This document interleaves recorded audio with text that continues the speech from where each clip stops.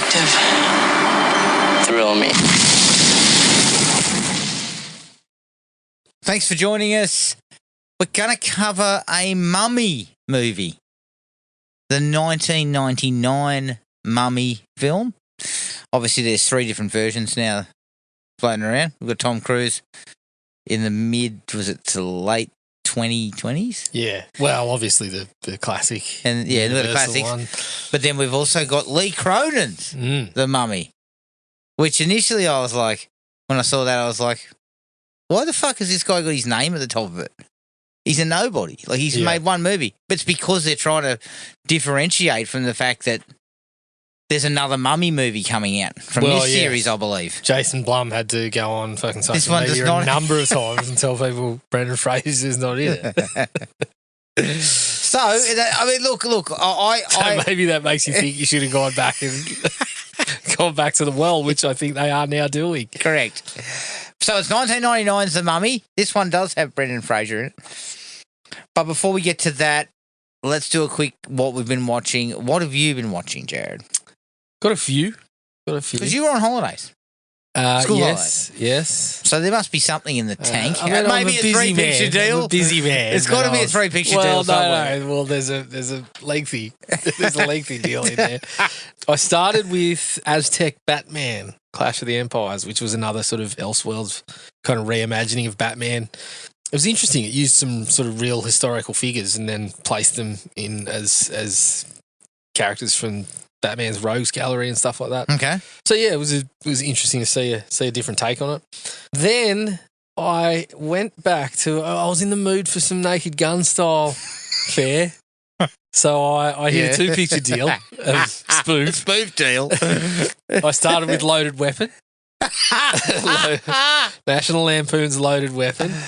Look, a couple of good laughs in there. It doesn't really hold up all that well, but there's some moments. There's some moments that are good, especially you came. That's personal. Yeah. And they nailed the kind of Lethal Weapon vibe. Yeah. Like the saxophone kind of soundtrack. And the like angry captain fucking abusing angry them captain at going every off. turn. I think he was the angry captain in Last Action Hero too, wasn't he? He was, I think he doubled up on the kind of satirical angry captain. Yeah, not heaps of laughs. No, but Tim Curry gets me. Yes. I reckon every time Tim Curry was on screen, I was giggling. Yes. But yeah, it doesn't hold up all the way. There's a lot of gags that are sort of, a lot of misses. Yeah.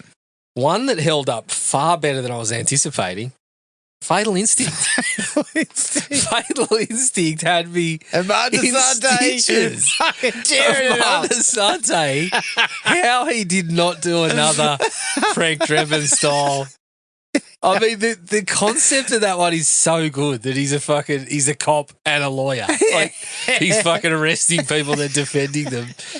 And he is awesome. Yeah. He is awesome. You know, some of the great gags that we remember, but even more that I'd forgotten his whole kind of back and forth with Christopher McDonald as the mechanic who's been working on his missus's car for 7 weeks because he's rooting her or whatever. And Amanda Sante starts going, I know what you're up to. You're screwing her. The piston goes in and out and then like starts getting stuck into him about how he's fucking around with the car. But Christopher McDonald's there going, oh shit. Just absolute gold. Yeah. Absolute gold. And there's some really good work in there. It held up far better than I anticipated. Right, I had a really good time with that one. Yep. And it just Where was that? Where would I find that if I was looking for it? I found it on Tubi. So check that out. It might be there. Yeah, I'll have a look. In-flight entertainment, maybe. But yeah, it's. I would recommend another viewing of that because upon reappraisal, I was thinking it would be the other way around. I was thinking, Loaded Weapon's going to be great. Fatal Instinct probably won't hold, and it was flipped. Fatal Instinct was awesome. Well, that's good. So after that, I went back to another one that I'd been meaning to rewatch for a while, Night of the Comet. Oh, yeah, really enjoyed that again. It's for a cheap picture. It's got a real fucking flair to the style. Like some of the shots in there are just magnificent. Shots of the city, with empty fucking LA streets. With this fucking orangey background that gives it that sort of, you know, really, really lands that post-apocalyptic element to it. But it's pretty good fun. Okay. I enjoyed that one. After that, I went on to Untold, Jailblazers, which I believe I you also watched. did watch that. Look, I'm getting a little disappointed with these Untold things. They're sort of falling into the Netflix fare again where, you know, these classic sports docos and stuff, they get made over years. But Netflix can't have that because they need a new season next year or 6 months down the track or whatever. So, Well, I think this was good in the sense that we go back and we kind of look at some of the stuff. well, we demystify it a little bit. Demystify a bit of the it. whole Jailblazers idea. And guys like you and I who are NBA fans and were familiar with that time, sometimes it's good to go back and look at things and say, yeah, maybe I was caught up in some of the media buzz and things like that, or maybe my perceptions have changed over time. So it was nice to land on, look, I really like Rasheed Wallace, but man, he fucking really hurt them with his antics on the court sometimes. Yeah, no doubt. Great player, but just could not put that stuff aside until he moved on from Portland. Damon Stoudemire, I really like Damon Stoudemire. And when you look back on it, every one of his transgressions was weed related. And I'm sitting there going, modern time with some of the things that people are involved in, I'm looking at it going, I couldn't give a fuck if he got caught with a blunt. I don't care. He had a pound of weed on him. Yeah. Fucking what? Who cares? Although, as we said, when they busted into his house, it seemed like he had a fucking pillowcase full of I know, shit, but fuck. But that's personal use. Yeah, what? Okay, Yeah. you've got glaucoma. Yeah. Fucking let's move on. So I look at that and I'm like, I couldn't care about that. And I think that's fucking borne out in the fact that the guy's gone on to college coaching positions and shit like that. The simple fact is for me with it, this is where my problem lies. And you hit the nail on the head a second ago. You can't make hoop dreams now. No, fuck no. You just, like, we are in such a position where we must have a new season. We must find, like, stories that we can tell. But quite frankly, they're so surface level, all of them. Like, what I've landed on is, I think, the really good Untold ones, stuff like the Tim Donaghy one, they'd already been told in other formats. yes. So it was kind of like, let's just get those people together and get them on camera. But So- also, Jared, that's the other problem. We're culling stories from a more recent time. And that shit is everywhere. We could have read about that 50 times. We could have gone on Google and gone Jailblazers and fucking had 25 articles we could have read. Exactly. Right? So you get the doco's nothing that we really need. No, that's right. You get a reasonably fun interview with Rasheed Wallace. Yeah. And you get some good stuff from Stoudemire. And the other thing was, I'm like, they landed on a really good angle. That Bonzi Wells got caught up in the Jailblazers, but the guy never had a fucking legal issue. All he did was make a silly comment that had that sort of blustery kind of attitude in the media, and he got tarred with that. And he was, there was other things where he was, I think they sort of just reached the end of their rope and got rid of the bloke. But also, only one guy ever went to jail. So, Ruben Patterson went to jail. Had a track record before he came, but then, Sean Kemp and Damon Stoudemire had drug-related stuff. But, I mean, it was just kind of like, you've landed on a pretty good angle to look at. Like that, hang on a minute, were they really the Jailblazers, or was it just that kind of attitude that they went onto the court, the brashness and the physicality that went onto the court? But they didn't really go past, like, they had some issues. I mean, fuck, they bring Sean Kemp in for like 2 seconds to just basically say he was fat. Yeah. And I'm like... Yeah. Yeah. And, the best tale where they nearly fucking reached the top of the mountain is told in about 5 minutes. Yes. And that's the one where it's like sports doco 101. These guys had a fucking massive lead in Game 7 and then missed 15 straight shots. That's the story. Exactly. That's the doco. Yeah. That fucking season, forget the Jailblazers angle, put that in there, as part of the story. We were brash and da-da-da-da-da. But that season, they came within... They should have won that game. Fucking 5 minutes of you're heading to the finals. The finals, yeah.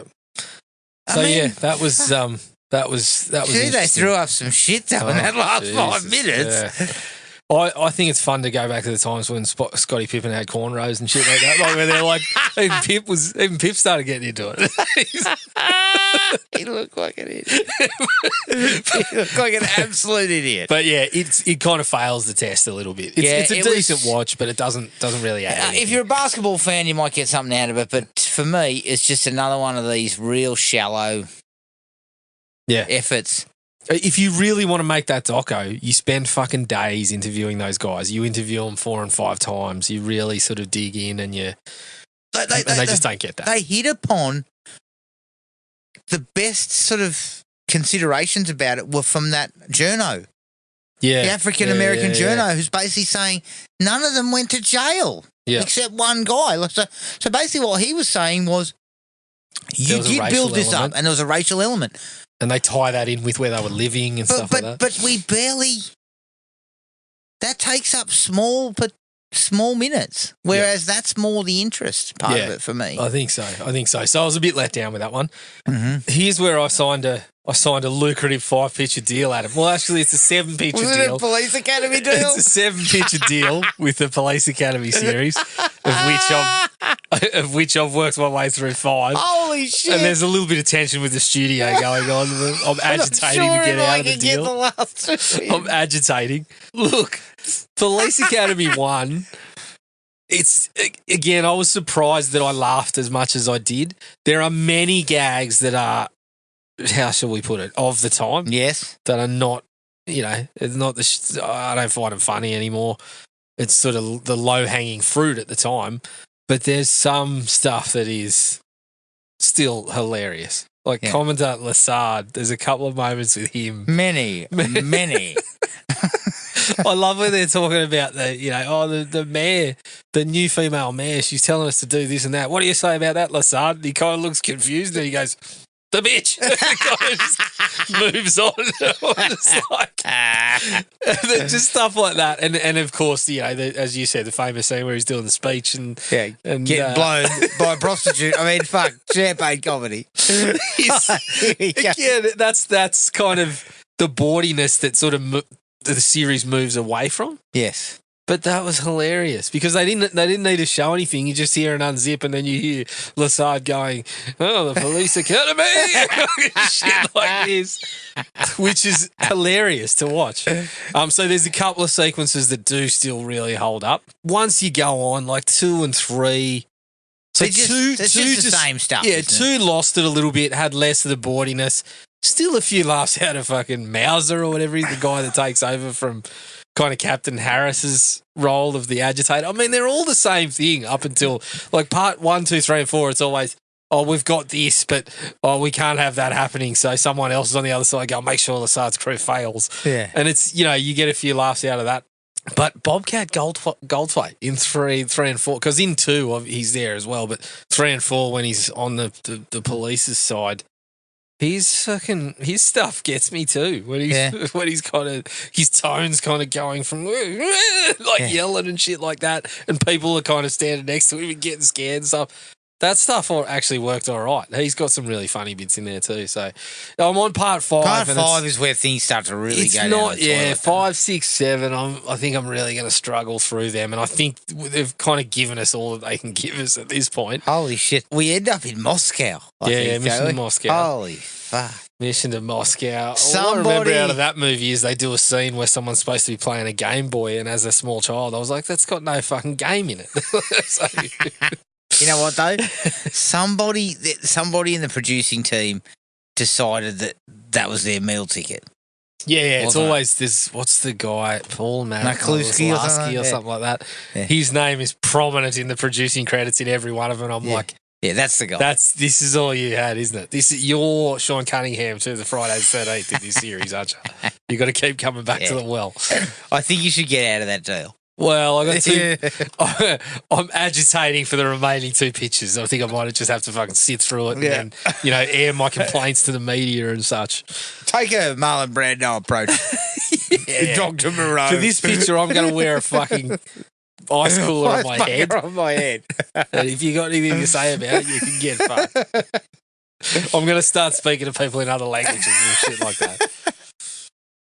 Is that all you had? That's it. That was it. You did a 5-picture deal. 5-picture Fucking deal. Police Academy Police at the end. Academy. Oh my god! All right. I mean, you're fucking looking at me like I'm some sort of, I need to be bloody thrown out of the joint. You know what, though? But I saw your eyes kind of twinkle going, I've got HBO. I've got HBO, yeah. All right, don't worry about that. This is where we've gotten, though. We've got so many streaming services that HBO throws on the entire Police Academy series. And I'm like, shit. You know what? I've been begging for something to watch. I'm like a dog who sees a fucking shiny thing. Like, it's like, oh, fuck, I can't find anything to watch. Police Academy, the entire Police Academy series on HBO Max. I've been looking at things to watch. Fuck this. Like, drop everything. Let's my watch fucking things. excitement level when I saw that it went all the way through to 7 was like, shit. I can tick the whole 7 in one go, and I'm regretting that now. All right, I watched Jailblazers. Yep. I also watched the other one, Untold, the shooting at Hawthorne Hill. Oh, yeah, that one looked interesting. Jared, Same story scenario. of a pair of fucking idiots that you're taking, like, grievances and you give them fucking firearms. And this is what happens. It's like, all of this could have been avoided if someone just said, you know what, we can't work together. Yeah. This is the end of it. Yep. It's fucking frustrating. Mm. And it's niche, Jared. Maybe it's slightly better than Jailblazers, probably because it's niche. Yeah. Because we don't know much about it. Well, that was the interest when I looked at it, was like, I don't know this story.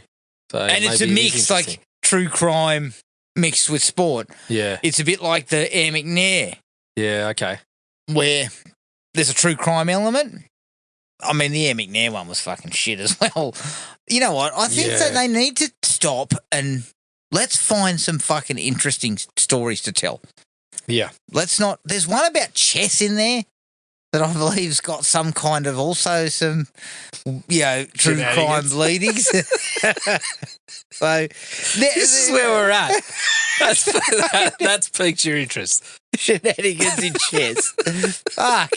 Honestly, this is the thing. I am pissing and moaning about this, but I will watch all of these. I can guarantee. Of course. Although Once you work through the Police Academy series, you're then back to the scraps and begging for something to watch on the fucking 7 streaming services you've got. Drop everything. Police Academy's on. Yeah, exactly. No, Jared. Once I get you, I'll get you connected with Fatal Instinct and you'll be sorted. Yeah, we're sorted. You know what? I think I'll give a wide berth to the Lamar Odom one. Yeah, that one I've just did got not. no time for the guy. That one Okay, did not. It does not interest me at at all. No. And we know so much about that shit because of his connection to the Kardashians and everything. We knew everything there was to know. There can be nothing fucking fresh in there, in my opinion. I think so. Apart from him trying to fucking tell us why he did it. And no one cares. Yeah. So I think Rick James could sum that one up for us, probably. cocaine. It's a hell of a drug, of course. So, yeah, Hawthorne Hill was, all right, take it or leave it, Jared, I think. Mm-hmm. Note to Netflix, okay? 2 notes. Taking time. Stop acting like fucking a streaming service with fucking ADHD and having to have a season every fucking 6 months. Yeah. Take your time with Untold. Sit down and try and find some good stuff. Yes.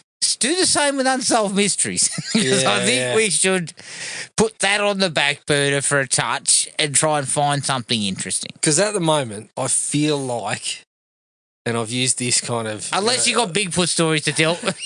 Well, I'll watch Fit your boots. That's where HBO's got me. We got plenty of that shit on there. But I feel like when I go to Netflix, I feel like I'm at the titty twister.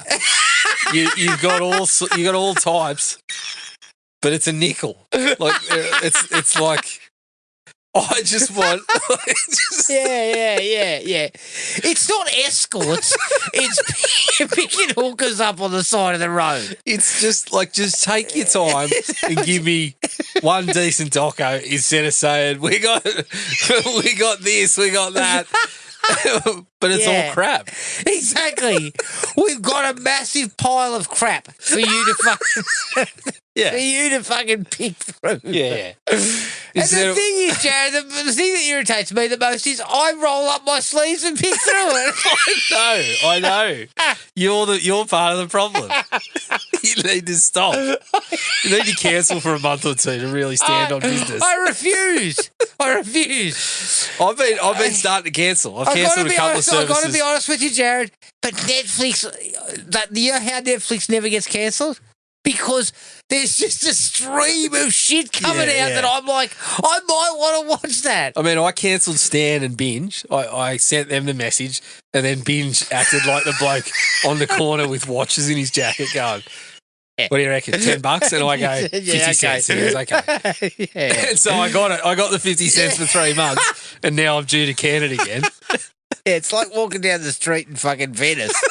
The guy says, I'll give you a fucking Louis Vuitton bag for 10. And you say, the guy down the fucking street's got it for 5. Yeah, I'll give it to you for 5. Yeah. So this is fucking Louis Vuitton. What are you talking about? Hang on, I've been playing. I think, that's where it's at. But I rewatched My Bloody Valentine. The original? 1981. Yeah. In the uncut version, Jared, I mean, that's the only way to watch it now. I love that movie. Classic. I fucking love it. It's on my Mount Rushmore of horror, which my Mount Rushmore's got 5, not 4, so I don't really know what I'm doing. But Mount Rushmore. My Mount Rushmore of horror, My Bloody Valentine. And my favourite thing, as always, is the fucking mayor. Yeah. Every time Harry Wharton's mentioned, oh shit, it's like he's been fucking shot. Fucking hell. I'm like, you know what? Stay cool. Yeah. You're supposed to stay cool, mate. Cool heads. So I love that. I enjoyed that. Jared, then I took a one-picture deal with Amazon Prime. Okay. For the latest. So they gave you a good dollar. Yeah, they said. But you were a little bit perturbed about sort of entering the deal. But they came to the party with a big sack of cash. I questioned it. I turned it down initially, but then you came back to the table. They came back to the table. You looked at the schedule and said, "I've got fuck all else on." For the Police Academy, no thanks. For their latest alleged comedy called Balls Up. Jared. And you're taking shots at me. I know. Jesus Christ. Oh, Jared. This is Farrelly Brothers. It's Farrelly Brothers. Look. It's fucking, enough said. It's fucking terrible. Like, it's fucking terrible, Jared. And it's shockingly bad. Did you want a word with the Farrelly Brothers after you finished up? Look, I got a couple of laughs. Benjamin Bratt, you know, he's been his character's been sober for 9 years, and after they make the deal on the condom that they were selling, I believe Mark Wahlberg says to him, "Toast," and he says, "I've been sober for 9 years, pussy." And then they go, "Just smell it." Next thing you know, he's on the fucking piss, and he's on the coke and shit. Some of that's funny. There's a couple of other moments, but what the fuck? Like, Jared, this is the thing for me. Look, don't get me wrong. The opening minutes, someone puts a dildo on the table and it starts moving. And I was like, towards someone, and they're like, "Get them away from me." And I was like, yeah. I thought that was a funny, right? Okay, so look, fucking like him or not, Mark Wahlberg's made a fucking very successful career. Yeah. Correct? Yep. Now, this comes across his desk. He's a businessman, Jared. What the fuck does he think? What does he see in this? Money. That's all it is. He's been doing this for years now with Netflix and Prime. Does he open the fucking first page? No, fuck no. He hasn't turned a page of a script. I'm convinced that motherfucker has not turned a page of a script in a decade. Do you reckon it's like $5 million up front? He's got the Brando earpiece, basically. Yeah. He's a hard-working Marlon Brando. That's what I'll say. Do you think he's just like, the price is this much? Yeah, and they go, knows. Yep. And he goes, he is basically boom, in the cash and them checks phase. You look at the fucking streaming things he's done in the last. I mean, if I asked you to name them off the top of your head, I couldn't remember them. You couldn't remember more than fucking one or two. I think what he's doing is he's the guy who's embraced the fucking streaming stuff. Yeah, 100%. He's on every single streaming service. He gives no shits about the quality. No, he's just like it's fucking. Just, you pay, I'm there. Are you paying me this much? Yes, you are. So look, checks are cleared. I'll give him his due for you hire the bloke. You're probably getting a professional fucking. He's going to turn up. Yeah. Going to get up at 3 a.m. apparently. So he'll be on set. Have you seen his regime? He'll be on set banging on trailer doors by fucking 5 a.m. You know what? His fucking regime is lunacy. Ludicrous. Absolutely fucking ludicrous. Like, he's got family time at like fucking 2 a.m. Yeah. The family, no wonder it's fucking family time. That means I sit on my ass and watch TV because the family's asleep. You call it family time as much as you want. Family time to 2 a.m. to 5 a.m. Essentially, so I think I'm fucking nappy. Look, there's a level of respect I can give the bloke to say, okay, everything suggests he's going to turn up and give you what you pay for, but you're paying big dollar, and he does not give a fuck about the artistic element of any of this anymore. No. He's a businessman. He's given that away. Yeah. He's basically gone to the thinking he's of a mercenary. He's a gun for hire. Yes. We'll turn up. And his thinking is, well, I'm probably zoning out of that period. So I just make hay while the sun shines and then fucking sail off into the sunset. But I can tell you now, what's the other guy's name? Paul Walterhauser? Oh, yeah. He needs to he's not Mark Wahlberg. He's not in the Mark Wahlberg money business. Yeah. So he needs to fucking stop this. And watching him deep throat a fucking condom with balls full of coke.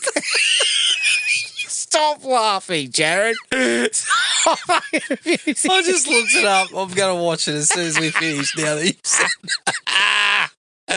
And the comment of, I don't feel so good. I feel bloated after it.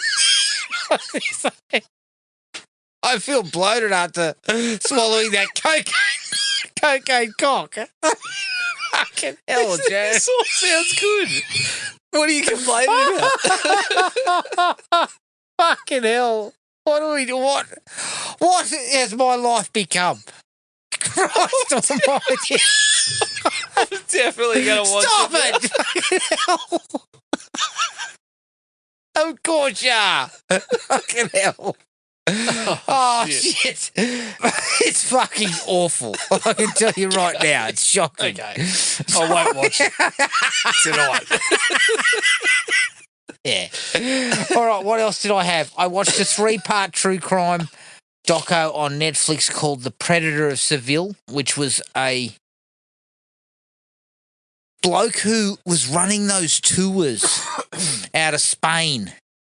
You can go, I take you to fucking Morocco. one of those guys. You're a tourist in fucking Spain and you turn up and you find tour companies.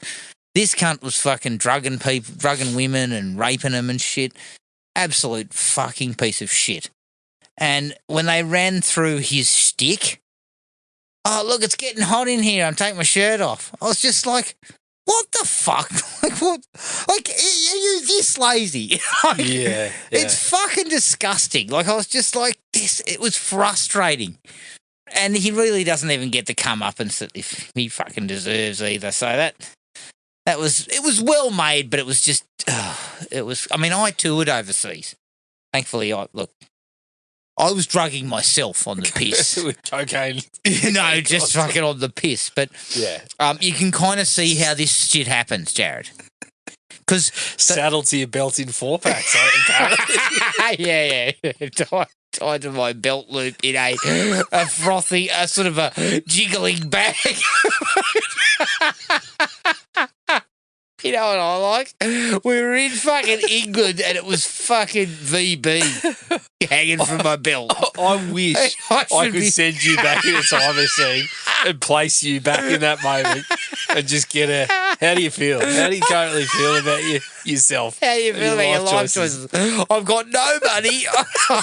I'm on the fucking bread line in Europe. But you know what? I got 4 beers. 4 VBs tied to my belt, so I'm living large. Yeah. When we get home, we're having fucking ham and cheese sandwich. What a time. Yeah. What a time to be alive. I tell you what. I don't miss those days at all. And the last thing I watched was a 2-parter on HBO Max called Murder in Glitterball City. Oh, I thought you were going to tell me it was a Bigfoot doco. No. I was going to ask, what's it called? I still want to watch that one about Bigfoot Tucker. Yeah, Which is one of the greatest bits of false advertising ever. But this one was interesting. It was a couple who had killed a guy and buried him down in the bottom of the house, and it was kind of the whole idea was which one was the driving factor behind it. One of them, he was a felon, so they kind of lead with him, but then they start asking questions about the other guy who was kind of like quiet, had no criminal history. The gist they were giving was like he was the puppet master. He's the one who ran it. But I can say this much. Having to get up in court and discuss this, but then talk through your fucking sexual fetishes in front of the entire fucking courtroom must be the most embarrassing thing on earth. Yeah. Especially when one of them is, I like to have my penis and testicles fondled hard. which I said to my wife, how hard? Because it doesn't sound like it's enjoyable in any No. Because Jared, when I get my ball bag lightly slapped by a loose hand, Hey, fucking get out of there. I am incapacitated. Yeah. I mean, I sit on the stand and I say, yeah, I like to enter the bedroom with a fucking 4-pack of beers. Nude, nothing but a belt with 4 beers hanging off it. What of it? I'm not embarrassed. Yeah. I'm not ashamed. Yeah, and okay. And would you like a beer? If you play fucking, if you use my nutsack like a stress ball, yeah. There's a line. Okay, I can accept it. Yeah. Not a bad doco. Just 2 parts, which is good. I think 2 parts is kind of where you need to be. This 3-part, 3 and 4-part stuff is beginning to just switch too much into a little bit of fluff and a little bit of bold to it. A lot of the Netflix ones we've watched could have been solid 2-parters. They stretch for an extra that's just not there. Yeah, it's not there. That's it for me, though. All right. I've got one question. I know we've been going for a bit, but still on Netflix. Yeah. Are you watching the Hulk Hogan doco or what? I think I'm going to. Yeah. I think I'm going to. Because it's his last interview before he passed away. I've already heard. I can't wait to hear what he's got to about that. I can't wait to what he's got to add to the fucking dumpster fire of bullshit he's already pulled out. They've already spoken. They're already talking about how in the interview he talks about classic Hulk Hogan embellishments by the sound of it, how he got on fentanyl after he got divorced. And we went to the doctors and they're like, oh, you're taking so much fentanyl, you should be dead, but we've never seen someone take this much. It's like, my God. Hulk, even when you're talking about rock bottom, you're fucking pumping it's the greatest yourself rock up. bottom ever. Exactly. I'm going to watch it. Even the Vince McMahon one, I thought there was some worthwhile stuff in there. So we'll see. But yeah, I mean, I've been watching plenty of wrestling lately, all over WrestleMania over the weekend. So funnily enough, there were so many fucking ads for it on WrestleMania. Someone put the time together and they were like, Hulk Hogan had more screen time than anybody over WrestleMania weekend God. because of the amount of ads they played. Look, he had 42 minutes of screen time through a 4-hour show. Oh, my God. Yeah, I'll watch it. Just because, look, love him or hate the guy, he's an icon of that industry, okay? His documentary, you would think, will have some interesting parts to it. Yeah, and there's already times where, they've got Jimmy Hart talking about, when he was getting booed at the the end of it. Yeah. So hopefully they sort of wrestle with that, pardon the pun, wrestle with a little bit of that stuff and get it in a fucking drop a big leg on it. Because this is the thing, Jared. Netflix is also dropping that movie that was shot down at fucking Jundera Falls. Yeah. Tomorrow or With whatever. Taron Egerton. Yeah. Oh, I'll give that a run. He looks pretty good in it. Yes. Like he looks loose. Yeah, he looks loose. I think he's cracking out the Aussie accent and doing all right. He is, yeah. So, Yeah, I mean, we'll check that one out. obviously. And then we'll come back next week and we'll fucking piss and moan about it. How it wasn't And up to we'll it. talk Should've about spent how more time on they're it. taking it they're just taking the money. They're not reading the script. Yeah, guaranteed. But you know what, Jared? Once you've watched Balls Up and told me how good it is, I'll retract my statements. I'll come back next week and say Wahlberg's back. Because look, He honestly, definitely opened page 1 of that script. I'll put it to you this way: I've closed the book on Wahlberg. I could do without him But in yet, another movie. you're going again. to watch this bullshit. Only because you fucking convinced me to. I didn't convince you to do anything. I've closed the chapter on Wahlberg, Yeah. much like I closed the book on Will Smith. I could do without either of those guys popping up in another movie. You closed the book on Will Smith. I've closed the book on Smith. I'm sick of the bullshit. I'm What sick about- of the comeback tour after you slap someone and shit What like about that. I don't give a fuck the anymore. Bad Boys film? You watched them, didn't you? I watched that. That's probably all I'll open it. I'll take a peek back in the book if another Bad Boys movie Yeah, comes okay. out. But that's it. I don't need any more, Will. I haven't seen a lot of him, which is disappointing. No, like not recently, but he hasn't really put much out. Yeah. Apart from those Bad Boys. What he movies. has put out, I haven't watched. Well, I don't And think I'm totally comfortable with that. he's got a I've National got Deathstalker Geographic dog. movies to watch and Police Academy films to Of reappraise. course, yes. All right, Jared. All right, let's take a break. And here's the trailer for 1999's The Mummy. Jonathan, I think you found something. On May 7th, uncover the secret. Unlock the legend. No! Unleash the power. We are in serious trouble.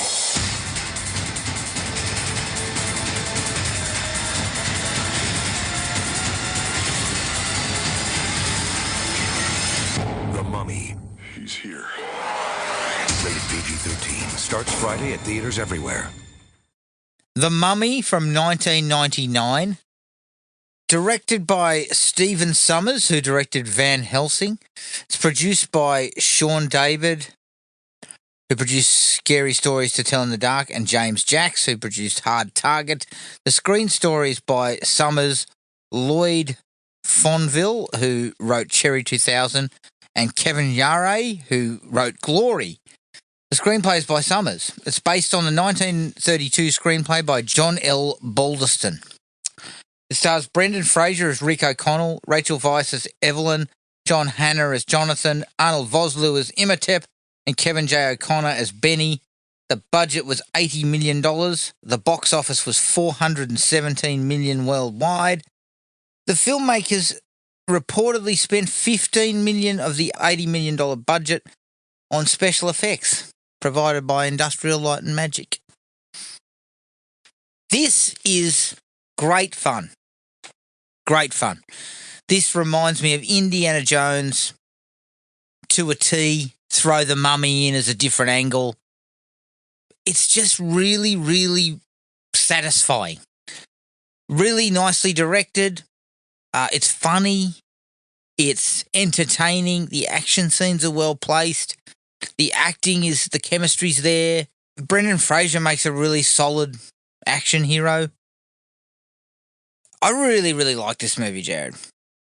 I was hovering on a 4, but I dropped it to 3.5, which I think is similar to where I went with something like Mask of Zorro, which this reminded me of as well. Mm-hmm. Very similar, that fun vibe that really, really works. I really like this movie. I couldn't agree more. I did go for a 4. 4. Yeah. Solid. Look, it lacks just a couple of those like iconic lines or scenarios like a Raiders of the Lost Ark. Mm-hmm. But it's as close as we've gotten. Oh, yeah. And it's not like fucking Jaws and every other shark movie. It's pretty fucking close. Yes. Like it's a good A few fun tweaks. time. A few tweaks and you're probably right in the Raiders Yeah. sort of level. Yeah. So, yeah, really good time, really good chemistry with the cast. I like that the female lead is indispensable. to the Because crew, of her- she's got the her fucking skills. knowledge. Yeah, She's got so knowledge and skills. It's like a sort of team. So, you know, in the future ones where we're going to get through, I might enter a fucking, 4 or 5 picture deal there to dig back into those ones. But Scorpion King as well. Yeah, we'll get on that. But it makes sense when they kind of sort of get together and Yes. they complemented each other nicely in this picture. So, yeah, I had a really good time. I think, as you said, Brendan Fraser's really good. The 3 sort of main leads have a really solid chemistry together. Yeah. But there's also some really entertaining side characters. Like there's a lot of humour in there. Yeah. And also, I'd sort of overlooked at the time that there's a touch of horror. They actually do bring a little bit of the horror elements into it from time to time. Yes, they do. They do. I mean, they're limited in horror, sort of very limited, horrifying, but and I think purposely so. Yes. Purposefully so. They made sure that it didn't go too far overboard to obviously keep the audience pretty wide. But there was enough. There was enough there that you can see. Okay, well, they are still sort of paying nods to what the original was sort of supposed to be, I guess. Yeah. I can't remember the sequels very well. No. I do remember that 2 was a bit of a letdown. Yeah. Looking to sign a deal yourself, though? I'd like to do a 2-picture deal and just clean it up. Just 2? And clean the series up. I don't know if I can go to the Like Scorpion a 1 gig. plus 1, like mutual arrangement or something? I don't believe if 2 goes well. If I don't feel I can go to the Scorpion King. You know, the one I've got to get to is the last one. What's the Dragons Tomb? Yeah, the Tomb of the Dragon Emperor. I don't even recall it. No, neither do I. So I've got to get onto that one. Yeah, I think that because they recast the female lead in that one. Yeah. So, yeah, I don't even think I've seen it. But I might have missed it as well, actually. Yeah. But straight out of the gate for the likes, the action adventure stuff just works perfectly for this material. Yeah. It's I think the decision to slide back a little bit from the horror and go for the action adventure element and just tinge it with the horror. Yeah, is just a fucking masterstroke. Like that's the right call. Yeah. And Stephen Summers has copped a lot of shit in his time. I mean, we've all seen Van Helsing. But he's the right guy for this stuff. Yeah. Like this is where he flourishes. He really handles this well, in my opinion. Yeah, he does. He handles the material really, really well. And script-wise, it's fairly solid. Yeah. I've got a couple of minor issues about character numbers, Jared. There's a lot. It's a big cast. Yeah. That sometimes takes away from Rick and Evelyn a little bit. Yep. But we'll get to that. But as far as going down the sort of like Indiana Jones road, I think it's a great call. Yeah. It was a great call. And it's it's from the get-go. Like you get the sort of orchestra sort of music, music early on, and you're like, yeah, we're feeling it. We're feeling the indie vibe. And then we get that cool sequence when he's in the war. Like he's fighting with the other soldiers. We meet Benny, but that feels like Raiders of the Lost Ark, start of Raiders of the Lost Ark or something like that for sure. Yep. And the tinges of horror remind me of Temple of Doom. Yes. But it's sort of... Nobody's getting their fucking heart ripped out. No. But there's some stuff that's pretty close to that. Yeah. There's some interesting stuff. Yeah, it's sort of, this is not really a like or dislike, but as I said to you, I miss shit like this. Yes. I miss the fucking big blockbuster, the popcorn movie like this that's well made, even though everyone involved knows the material's a bit kind of pulpy, a bit sort of... Yeah. But they lean into the pulp, and I think that's why this works. I think Brendan Fraser was sort of quoted as saying, I had to know that, well, I'm not taking this guy too seriously because I know the audience is not going to take it too seriously. And Rachel Weisz was sort of saying the same thing. It's comic book sort of stuff. Yeah. But it works very well on that level. Yes. And it made me reminded me of the days of the Movie Max card and the fucking, the overnight marathons and shit like that. The days of yore, Jared. The days of yore, where you'd go in at 10 p.m. and come out at like 5:30 a.m. Yep. After watching fucking 3 pictures. But yeah, look, I like the way they quickly packaged the story of Imhotep at the start. We speed through that. But it makes sense. Yep. All of it makes sense. Not and overcomplicated. They smartly they smartly actually changed up the narration. It was initially going to be Imhotep. Yes. But then they decided, well, you know, if you were getting Wouldn't have been historically speaking accurate, English. he wouldn't have even speaking English. So they gave it to, what's his name? I can't remember the name of the character, but it's the guy who's protecting, looking over the Bay or whatever. Yeah. They don't use his name in this movie. No, It's but only in the credits. yes, but they wisely use his voiceover, which is Ardeth Bay, and that quickly gives us a sense of Imhotep and what his history is, and what the expectations are, and how he's probably going to come back. Right. The poor old Anooks on the Moon or whatever must be the only one that's been caught doing the dirty due to a paint smudge. Yeah, I know. You touched my woman. Fuck! Look at you. You got gold on your fingers. yeah. But I was jerking off. That had nothing to do with her. Yeah. Drop your pants. Look, gold penis. Look, caught. Look at the fucking hand marks. But that is a nice, quick, succinct way. Get that out of the way. Yep. Let's not have that being constantly brought up through the picture. We don't need to linger too long. We don't need to linger because now we know this guy's the villain. Yep. This is how he's going to come back.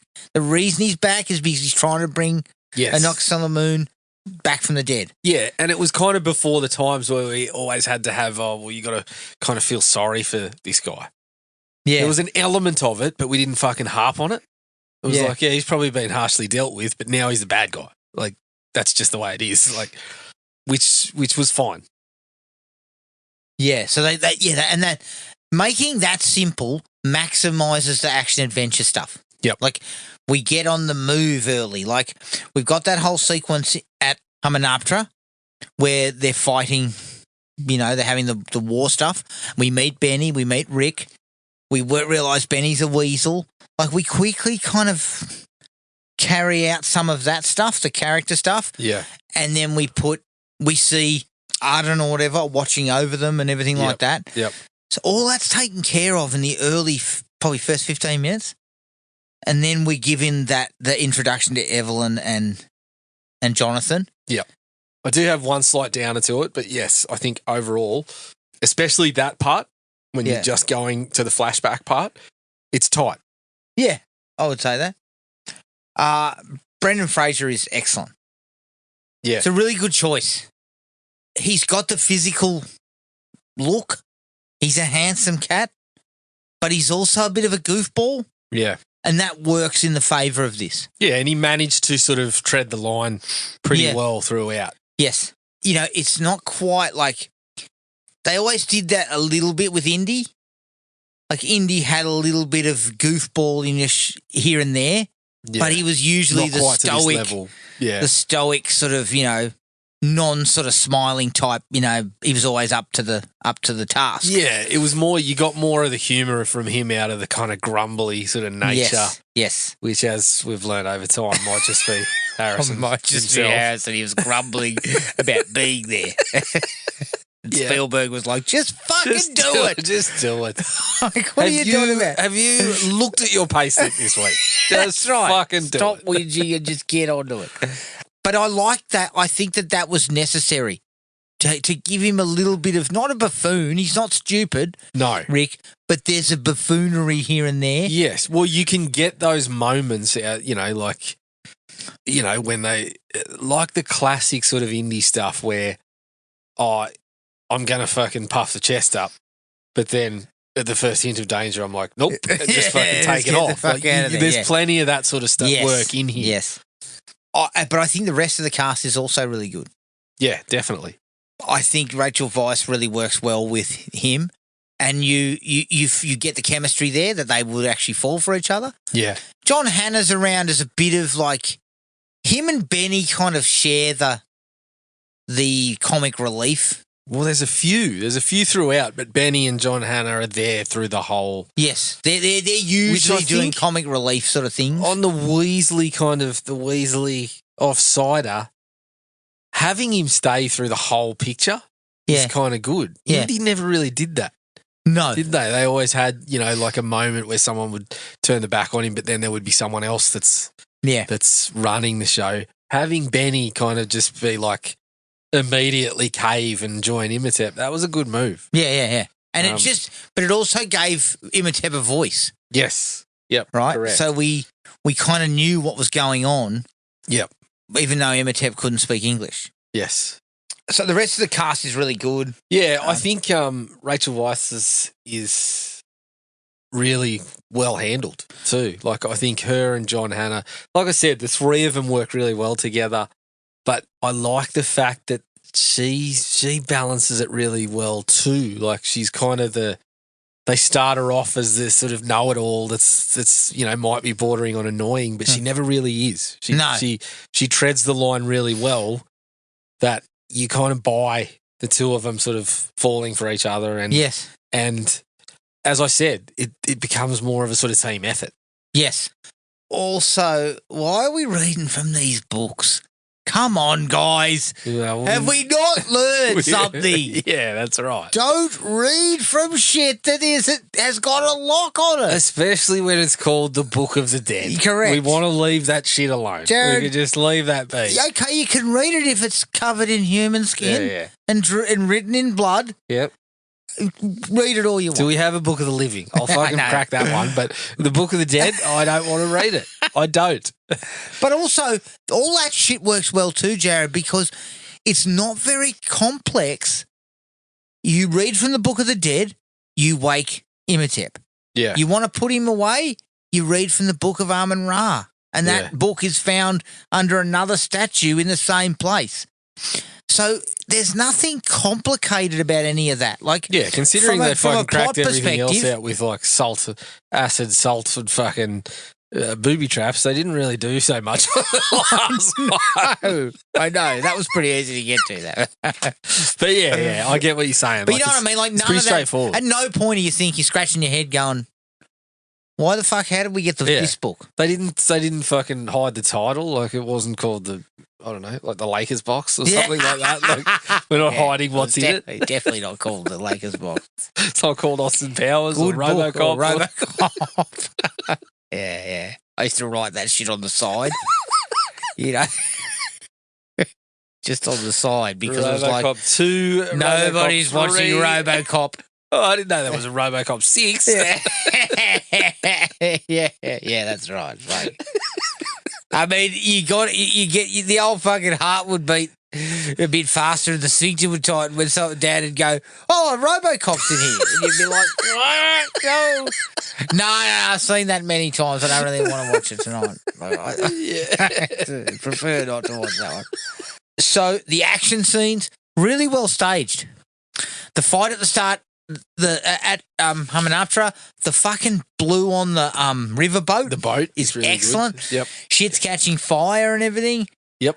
Then there's a couple of really good sequences later on where they're in Hamunaptra and they're down low, and that's where the mummy starts to come back. Yeah. I really love that one where the mummy attacks her when they go back to the city, and then you get scared by the cat. Yeah. And it does like a 360 and turns to fucking sand. Yep. That stuff is really cool. Yeah, and there's even like really nice sort of particular shots in there. Yeah, too. yeah, Like the yeah. way I love the just nifty little stuff, like when they're on the riverboat and he's doing sort of a panning shot upwards, but he starts on the water, so you see the Margie rowing up to the boat. Yeah. And then kind of moves into the sequence. And that action sequence is that particular one. I really like that because it sort of gives everyone a little moment. Yes. Like, it's got Rick trying to be heroic, and then it's got Evie's got to be a little resourceful. Yeah. And then Johnny Hannah stumbles in and fucking bowls the bloke into the fire. Yeah, that's and right. stuff And gets like that. the key back. Yes. Yeah. Like, that one's really well handled. I like that a lot.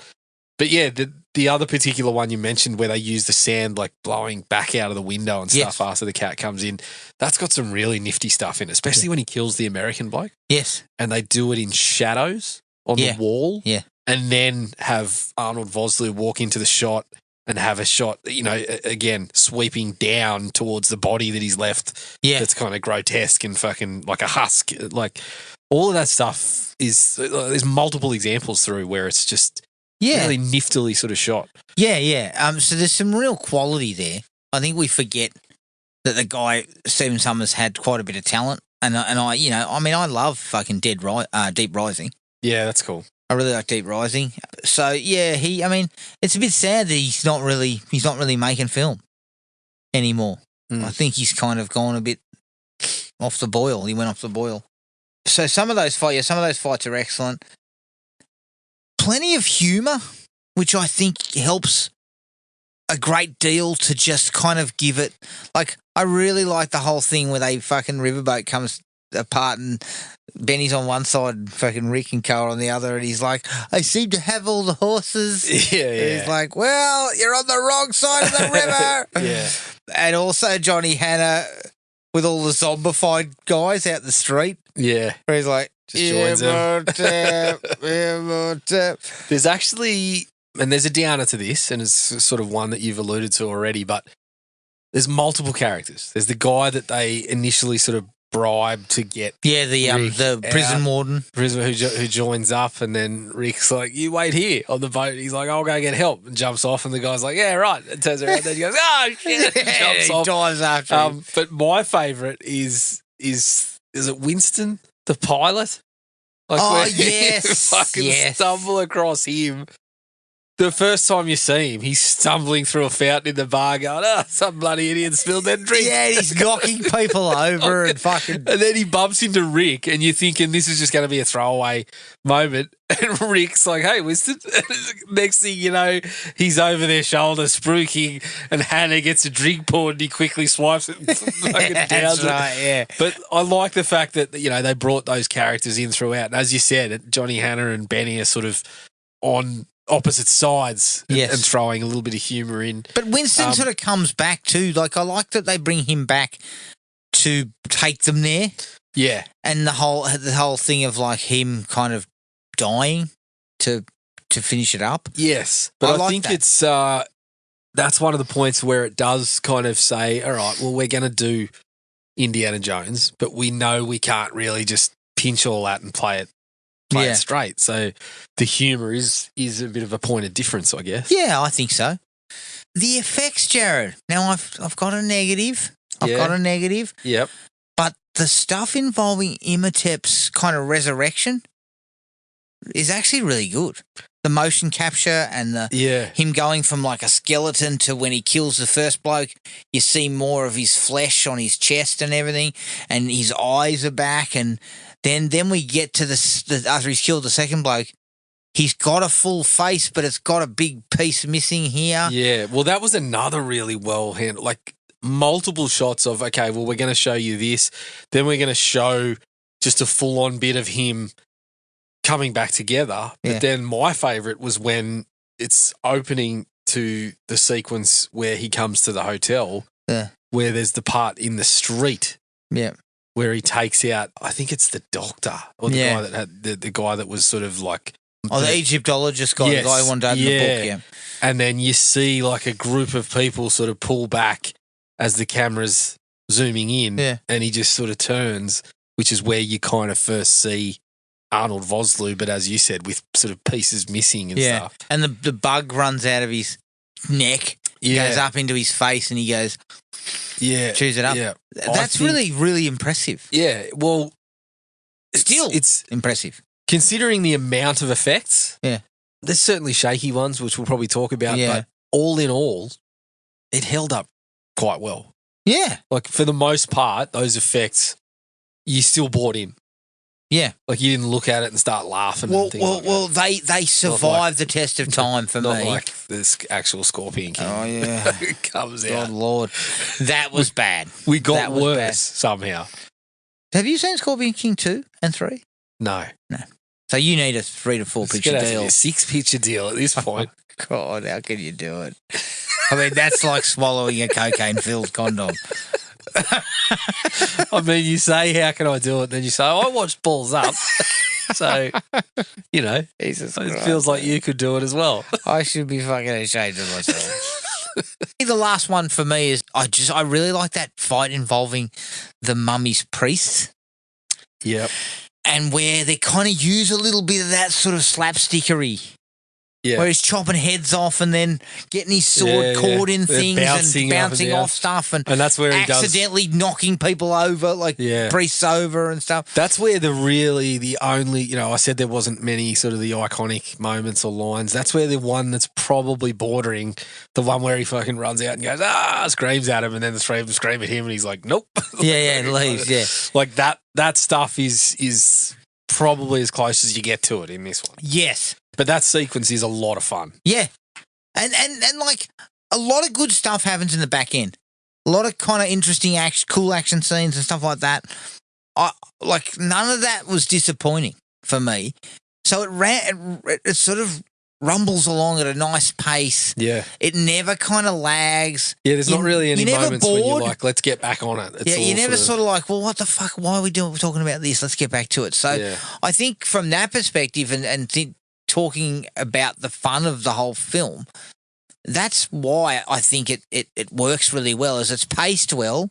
Yep. And it's because it's 2 hours and I didn't feel the 2 hours. No, hell no. Like we could have gone on. And it wouldn't have bothered me. I'm a huge fan of saying this movie was too long. You could have cut 15 Did minutes. not even think about it in this one. My fucking Didn't even motto think about is cut 15 out. Yeah. No, but my motto is Roger Corman. I need this to fit on 3 reels, 82 minutes tops. Yeah. That's my motto. Plus credits. Exactly. So 76 plus credits. That's pretty much it. Yeah. You got any other likes? I do. I mentioned the horror elements, just touches. Really good. Like you sort of brought it up with the way that Imhotep looks. The guy having his tongue ripped out and his eyes ripped out. Bugs burrowing under skin. Yeah. Fucking the salt acid that fucking melts those 3 Oh, blokes. yes. Like there's just enough touches of it that you're like, yeah, no, this works. This really works. Yes, it fits. Yeah. I thought it was like we're not gonna try to mash all of it to. We're not going to try to make it a horror action or anything like that. No. We're just going to tinge it, Yes. and it works really well. I thought that was very impressive. A particular effect, or not necessarily the effect, but I just love it as part of the story, and I don't know why, but when they're first at Hamunaptra, when Brendan Fraser's fighting the guys, and he kind of accepts, I'm done here, and then they all fucking piss off. Yeah. They see, I can't remember what they see. They see behind the him. statue. They see the statue The head of the behind statue, him. That's yeah. right. And then they all piss off. But then you get that shot where it kind of pulls back and the fucking sand becomes the face. Yes. I love it. Yeah. I absolutely love it. Yes. It all kind of falls out underneath him. And it becomes, they use that again with the, the big wave of sand when they're in the plane and the face, which I also really like as well. But that particular one, I don't know why, it just gives you this, it's just a sort of little haunting touch at the end of it, probably again leaning towards some of the horror elements of it. I really, really like that. Yeah. And probably finishing off with just one of Johnny Hanna's best moments in the movie, I think, which made me laugh more than it probably should have. But when Brendan Fraser looks at Rachel Weisz and he's like, "You all right?" And Hannah's standing behind him. He's like, "Well, I'm not sure." That's what you're there for. Yeah. You've played that away. It's not you haven't hit it over the fence for 6, but you've prodded it and we've run 3. Yeah. I love it. I love Slipped it off the fucking legs down a deep backward square. 3. Yeah, I really enjoyed that. Okay, the dislikes. I don't have a lot. No, not I don't have a lot of dislikes. But the first one is there are a lot of characters yeah. and they get shortchanged a little, Yes. right? So I don't feel like it's a huge problem. But what you have is you have Rick, Evelyn, John Hannah. They're your core. Yep. Then you've got Benny. Yep. And you've got the guy, what's his name? Armin Bay or whatever, isn't it? Ardith Bay. Ardith Bay. They're the next level. They're around a bit. You've also got Imhotep. Mm-hmm. You've got the 4 American guys. Yeah. Who That's where I basically feel you could probably lose. But you need them so he can kill them. Yeah, and get himself back. But could we have done without perhaps the Egyptologist? Yeah, we could have. Roll his role in with somebody I'll else. throw this one in. You could have done without the prison warden. You didn't really need him. He exists essentially as to bring the bugs into play. Yeah. I'll tell you the one thing they do well with that is they get rid of them, and as I said, they kind of let someone else do the comedic role, like the Winston or like. Yeah, in a way, it's good that they're not too long. Yeah, in a way, it's good that they're not super precious about the characters and knocking a couple of them over. But yes, it felt you've got like Winston when they got together with that other group that maybe there was a couple too many. But what was happening there was that was actually taking away from Rick. Yeah, it does. Who's our guy? And if you're looking at, say, Raiders of the Lost Ark as a blueprint, that never happens to Indy. He's constantly the center of attention. Yeah. And the characters orbit within what he's up to. Yes. Not the other way around, which is actually where this sort of happens. Rick's got his story, but then we kind of segue off to see what the other group's doing. We do. We branch off. We kill them off. We want to know what Imhotep's doing. So it's not a deal breaker by any means, but it basically means we don't get as much screen time as we feel like we probably should with Rick. Yeah. Yeah, no, you're right. And I don't know, like the Egyptologists, they all have their little parts to play. Yes. And they're all in there for a reason. No, I appreciate all that. Yeah. But I guess when you see it and you see the massive group, you kind of like, as you said, oh, well, we're going to fucking roll through all of these guys eventually. Yes. And the guy who cops it the worst pretty much has fuck all to do except that.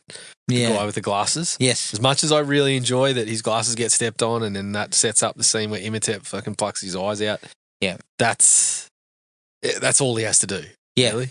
He has limited, and we could have found a way. He brings some tools into play, but that's well, Jared, we could have figured out many ways. We could have used like second tier guards who were helping them dig and shit. Yeah, correct. Like it couldn't have been that hard to get to that. Yeah, so I think I would agree with that one. Computer effects, net positive. Net positive, but they hold up. But there's a couple of moments of shakiness. Not good. You know, there's the big face in the sand, like when they're in the plane. Yep.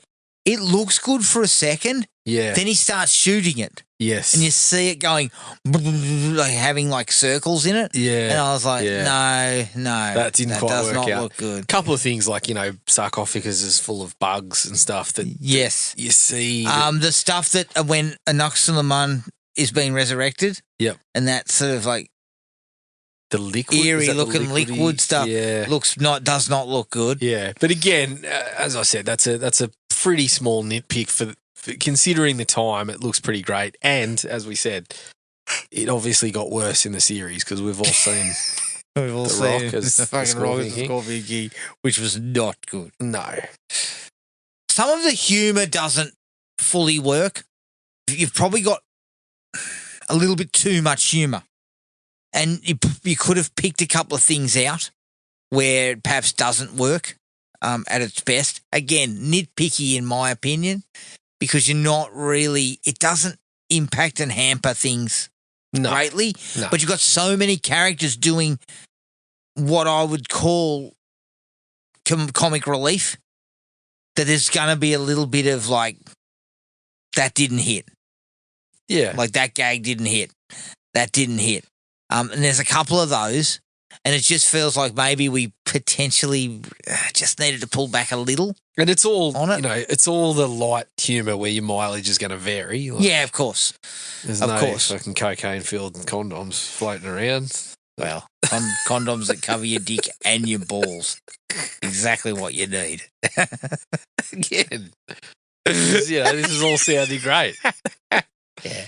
And of course, obviously, side note, we've got Sacha Baron Cohen doing a fucking horrifyingly ridiculous accent, who then proceeds to ask, would you like some sort of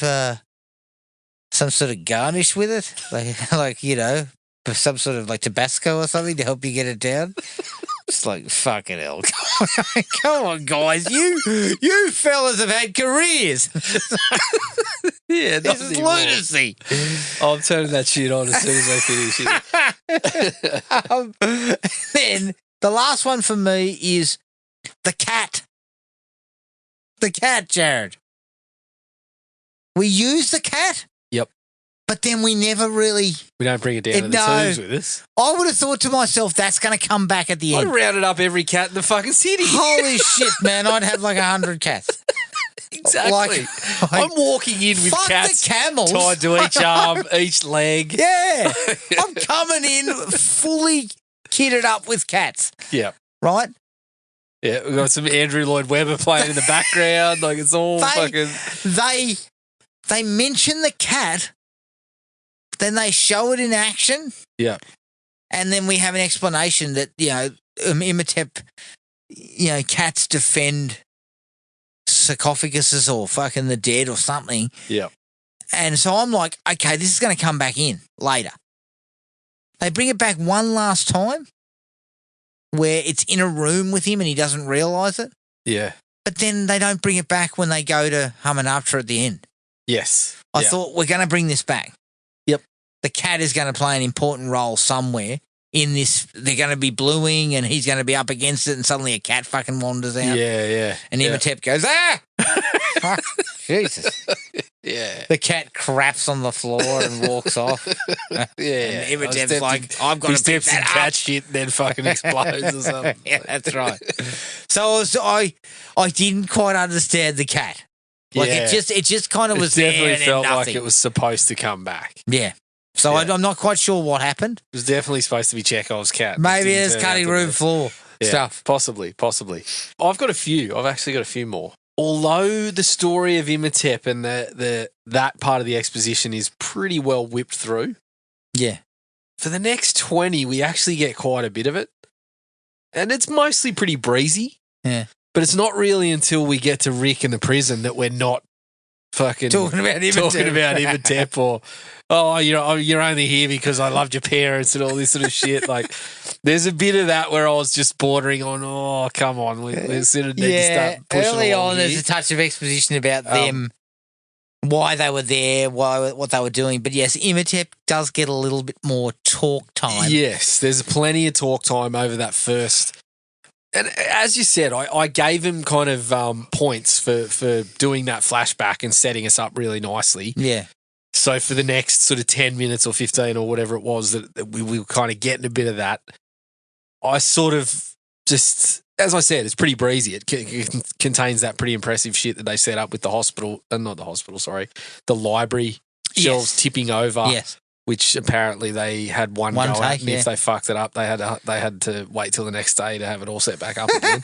So Imagine yeah, that. Yeah. Fucking cock that up. Oh, sorry, I fucking accidentally stepped into the shot at the back there or something whoops. like that. Yeah, look, that I gave him a little bit of points for doing it pretty well before that. And Yes. it didn't, as I said, it was pretty breezy and didn't really slow things down too much. So there's one particular effect that I loved the idea of but didn't like the look of. Yeah. His jaw. Oh, yeah, when it drops open. When he started to resemble Arnold Vosloo and was almost sort of fully formed again, they used the jaw in a few shots. It's the one effect where I looked at it and I was like, that's goofy. Yeah. I like the idea of it, and I get that you're trying to, again, just touches of the horror, but it didn't really look great. Fair enough. A couple of Fair times. call, I A think, couple on of that one. times that happened. My last one, there's a particular actor who I would describe as rough. well, when it's the regular season, he's getting minutes in the rotation. But when we tighten up the rotation in playoff time, it's did not play coach's decisions. Right. Oded Fair. Dad, you hurting me here. I'm hurting I you. mean, he was too Spiegelo's gigolo. I know. And in fairness, the guy's still working today. Yeah.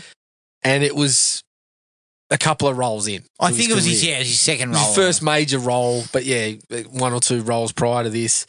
So I'm going to give him some credit because he's obviously proven himself, especially in Juice Bigelow. So you would say that this was his rookie year. Yes. Yeah. And he made some rookie errors. He was still sort of learning the craft, learning his game. Green.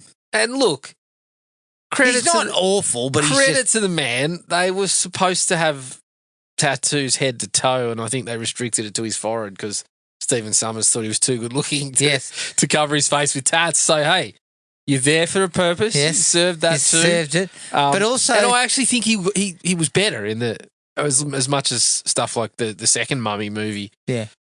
Probably wasn't as good. I think he was probably better. Yes, he probably was. I'll give him some credit, but yeah, it was early on.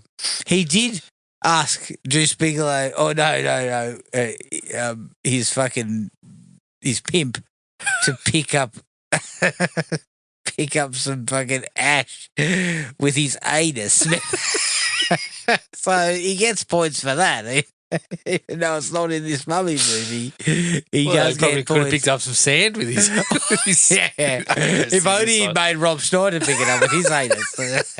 No, but Rob wouldn't have been able to because he's too busy Rob wouldn't talking do that out of it. anymore. Too crass. Too crass. Yeah, I know. But yeah, look, no, I didn't have too big an issue with him. I No, thought he he's was not all in a massive role. It was just a couple of times when he drops a few lines, and I'm like, it's probably good that you've only got the one or two here, and then you sort of. Yeah, that's Moving on. Yeah, fair Moving enough. on. Fair enough. I'll let that go. I'll let it go. But yes, he did better work in Deuce Bigelow. I think. Imagine that. What's your best work? Juice Bigelow. Failed Is it? Bigelow. Is it? It's nobody's. It's best. William Forsythe's best work. Oh, yeah, hang on. Take yeah. a look at this. Hang on. Yeah, no, you know what? That's a performance. I went to the bathroom and forgot to use one of those ass gaskets. Yeah, and something splashed on me. Yeah. Do you think I'm going to be okay? Yeah, I think you'll be all right. I better be. That's the kind of shit you need. That's his best work. How do you reckon he'd feel about us saying that? Yeah, I think he Probably did. reacts like he does in fucking Halloween. Rob Zombie's Yeah, Halloween. exactly. You can start going off. Talking about skull fucking people and things like that. But overall, this is a really, really fun film. And I'm glad we checked it out again. Because Yeah. I haven't seen it in a while. Yeah, I had a really good time. And I had a really good time with it. And I'm kind of glad that, like, the stink of the cruise mummy, like, well, I mean, That's it's not like, Tom's best you know work. what? It's like Tom lost his fucking brain for a second. Because the fact that he took that role just makes no sense. In anything, looking at his entire package of films over the past, say, 15 years, Yep. that is just an outlier. Yeah. Like, it's like, what the fuck is this? And the last two times they've tried to reinvent with the horror being the predominant element. Yeah, it hasn't gone well. And it hasn't really gone well. So when you look back at this, it's like you guys played a really Played the smart right hand. Do you think the Lee Cronin Mummy is? I mean, it's not getting great reviews. I'm going to check it out on the weekend. But yeah, I haven't heard great things. And when I saw the trailer, I was like, have we sort of seen a lot of this kind of stuff? Did you, like me, say, what are we doing? like, can I talk to someone at Blumhouse? Because what are we something's doing? gone wrong. I need to watch a Farrelly Brothers movie immediately. Yeah, nobody's No, having a fucking cocaine-filled condom shoved down their throat, so I can't watch it. It's just kind of bringing me back to, like, does everything need to be a reinvention? Yeah. It worked beautifully for The Invisible Man. It did not work well for But the now Wolfman. we've had the Wolfman and now the Mummy, which, you know, I'll reserve the judgment until the weekend. But yeah, I mean, sometimes do we just do it like it was? Yeah. It's been a long time since the Mummy was done. Even this one, like, it's now fucking near 30 years. It's what, 26 years or 27 years. 27 years since this one was done. So yeah, I don't know. I don't know if everything needs to be a fucking complete reinvention or a. Oh, from what I'm seeing, Jared, the other thing that's coming out of it, my takeaways from both the Cruise Mummy and the Cronin Mummy, Yep. is we probably need to stop fucking around with the Dark Universe. We seem to not know what to do. Dark Universe It was one picture long, Adam. No, There's no two, Dark 'cause they had Universe. I, Oh, two, that's Frankenstein or right, something. sorry. But yeah, look, it's. But you know what I mean? Like, what I'm saying is, it just seems like Nobody's really getting that right. But this, like when this comes into Blumhouse, I'm thinking that's the right place. but yeah, absolutely, it's the right place. But we spoke about how they used to look for, and Jason Blum said it himself. He's like, I look for a script where I hear the elevator pitch, and I think that's fucking undeniable. Basically, like that's great. I watched the preview of this, and I was like, this just looks like a number of like possession movies that we've seen. Yeah. A lot now. Or mixed with a little bit of Evil Dead or something. Yeah, yep. So there was nothing, when I looked at the trailer, I was like, yeah, there's some elements here that I look like I'll enjoy. I'll go and have a look at it, but it's stuff that we've seen. What I think we don't realise is the Invisible Man was they had the perfect hook. Yeah. The domestic violence, the fact that it wasn't like a serum, Yes. it was a suit. Yeah. The whole idea that he was making her crazy, like that shit worked. It really worked, yeah. The Wolfman, like I That don't know stuff was what really the muddled. fuck they were trying to do there. Yeah, the message was very sort of unclear. But also, we're reinventing it. The guy didn't even look like a wolf. You didn't even No. give us a wolf. No. And let me tell you something. I don't care how much you reinvent. You needed to give us the wolf. That's Definitely. the fucking bottom line. Mm. And the fact that all they did was make him a little bit hairy and he could hear well. Like, Yeah, fuck. I was really disappointed in that because that was also Lee Winnell. Yeah, I know. I was like, what have you fucking done? You've overdicked it. Yeah. You've basically decided, well, the reinvention of the Invisible Man worked, so I can sort of take this in any direction and people will go for it. Yeah. And it just didn't. Why? Here's another question. I'm sort of branching off the other direction. Why can't we make a fucking rollicking adventure anymore? Because we spoke about missing stuff like this. I think it's because our fucking bums are too tight. Please elaborate. Not My like bum feels reasonably, not literally, like more figuratively, Jared. Yeah. Our bums are too tight. We're either making highly budgeted pictures for the cinema. Yep. Or we're making streaming movies where we have to explain every fucking minute Yeah.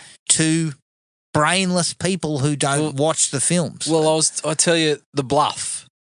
I was expecting to go into The Bluff and get a pirate movie with shit like this. Nah. I did not get that. I mean, Uncharted. Cutthroat Island is more fucking rollicking. Exactly. I'm still talking about Uncharted. Yes. Uncharted should have just copied this fucking movie and we couldn't figure that out. No, it should have, Uncharted. We could not figure that out. Well, I don't know, Wahlberg's Jared. still on my shit list because of that. Yeah. That's why I'm closing books. Well, this is why he's been fucking relegated to balls up. But no, Uncharted. No, but it's just like all you needed to do was watch Raiders of the Lost Ark. You watch this, and then you go and make Uncharted, and we fucked that up. Research fuck sticks. Yeah. No, the other problem with Uncharted was the de-aging of Nathan Drake was a mistake. Like, it's a mistake. 100%. The simple fact is, I like Tom Holland as an actor, but he's just Tom Holland in Uncharted. You could have gone okay, obviously we've spoken about Nathan Fillion and how he was possibly too old. I still think you could have done a 45-year-old Nathan Drake and we would have been fine. But even if you had have gone a different actor and we're like, okay, he's a bit younger, maybe 30. Yeah. That's fine. But yeah, we didn't know. I agree. We didn't need to go. But even if you did, even if you said, right, we're stuck on Tom Holland and Mark Wahlberg because people want to see them in movies. Yeah. You still could have just copied shit like this. Yes. Oh, there's a tomb that we shouldn't be in, but we went there anyway and we fucked it up. And now there's, remember there's a mummy on our playing the hammer. games? Yeah. It was just fucking Indiana Jones. Well, that's what we got. Remember was it Uncharted 2 when you went to Shambhala? Yeah. Great stuff. That was just like this. Like, just fucking, why are we not doing that? Yeah. Why are we in Paris? It also, Uncharted 2 also reintroduced the term ass wipe to me, which is good. Yeah, why are we in Paris chasing fucking diamonds or whatever the fuck we were doing? Yeah. Uncharted, like You fucked up a chance at a franchise. I'm really disappointed. I was really disappointed. in Super Uncharted disappointed. because, and again, I have no issues with Tom Holland, but he was just Tom Holland. Yeah. You know what you needed? Honestly, you needed grizzled Drake. Yeah. You needed Indiana Jones from Raiders. Well, Fillion was never. People weren't like, this is dream casting just because he looked a bit like him, Yeah. which he did. He did. It was because the personality was pitch perfect. Yes. The little slices of humour mixed with he could do a bit of dramatics if you needed it. I mean, I still watch Firefly and see Mal Reynolds, and I'm like, it's just Nathan Drake in space. Yeah, Like, correct. So they fucked some things up there. Yep. Having like wet behind the ears, Nathan Drake. No one wanted to see that. No. Like, 'Cause I don't even- want to even see Nathan fucking Drake- Indiana Jones the first time he ever did anything. Even seasoned Nathan Drake can't fucking help himself.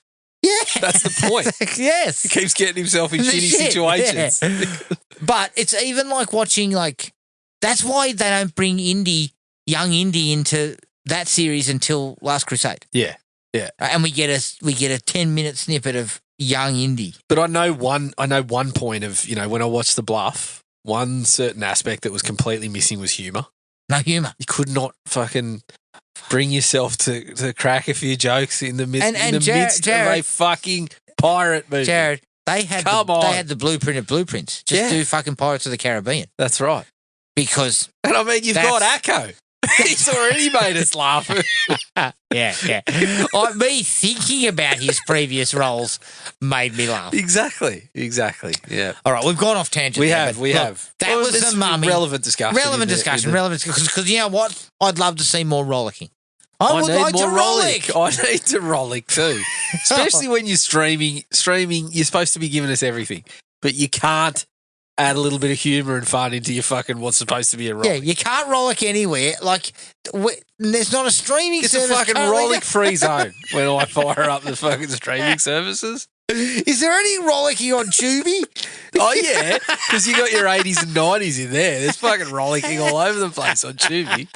Whether it's high-quality rollicking is a different story. Still, it's rollicking of some description. Yeah.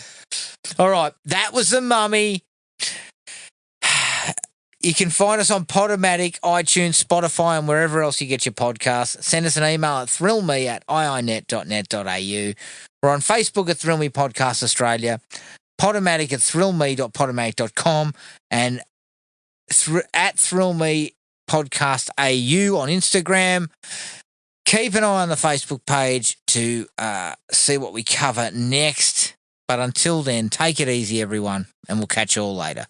Cheers. Find the podcast at Podomatic or on iTunes. Don't forget to rate and review.